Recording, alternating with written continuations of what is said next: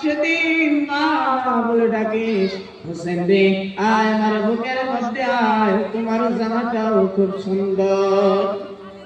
হুসাইন তোমাকে কারবালার জমিনে জীবন তীরের আঘাতে লাল করে দিবে।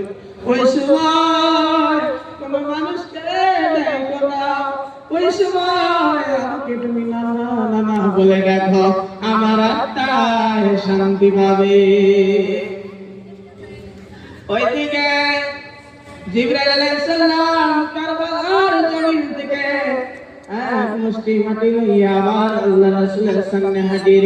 বললেন, ইয়া রাসূলুল্লাহ, ইয়া হাবিবাল্লাহ, নবী গো, এই মাটিটা কেমন জানি গন্ধ কয়, এই মাটিটা কেমন জানি গন্ধ কয়।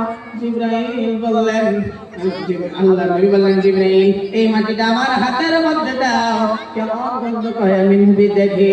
নবী এই মাটিটা হাতের মধ্যে লইয়া দেখে আমার হুসাইনের রক্তের গন্ধ। এই মাটি কোথা থেকে এনেছো জিবরাইল, বলো কোথা থেকে এনেছো? সঙ্গে সঙ্গে জিবরাইল বললেন, আল্লাহর নবী এই মাটি কারবালার জমিনের মাটি, এই মাটি কুফা থেকে আনা হয়েছে। তখন বলেন জিবরাইল বলেন, ইয়া রাসূলুল্লাহ, কারবালা পর্যন্ত যারা হায়াত থাকবে তার কাছে এই মাটি দিয়ে রেখে দাও। আল্লাহর নবী লক্ষ্য করে তাকিয়ে দেখেন উম্মে সালমার হায়াত থাকবেন কারবালা পর্যন্ত।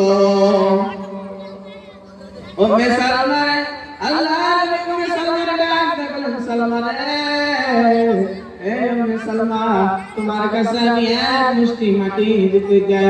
এই মাটি তুমি কাঠের বয়ামের মধ্যে রেখে দাও। যেদিন এই মাটি লাল হবে সেদিন আমার হুসেন শহীদ হয়ে যাবে। তারপরে ওই মাটি রাখার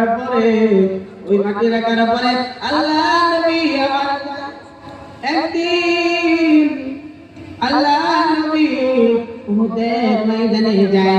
উহুদের ময়দানে, ওই ময়দানের মধ্যে কালেমা দাওয়াত দেওয়ার জন্য যায়। উহুদের লোকেরা আল্লাহ নবীকে পাথর দিয়ে আঘাত করলেন। ওই পাথরের আঘাতে নবীর শরীরের মধ্যে কালো কালো দাগ হইয়া আঘাত হয়ে যায়।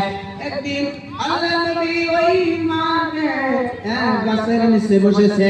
ওই গাছের নিচে বর করে আল্লাহ নবীর শরীর এত বেশি ক্লান্ত, সারা শরীরে রক্ত পরিবহন হয়েছে। আল্লাহ নবী গাছের নিচে যখন বসে ওখানে আল্লাহ নবী ঘটনা করে একটা পাখি, আল্লাহ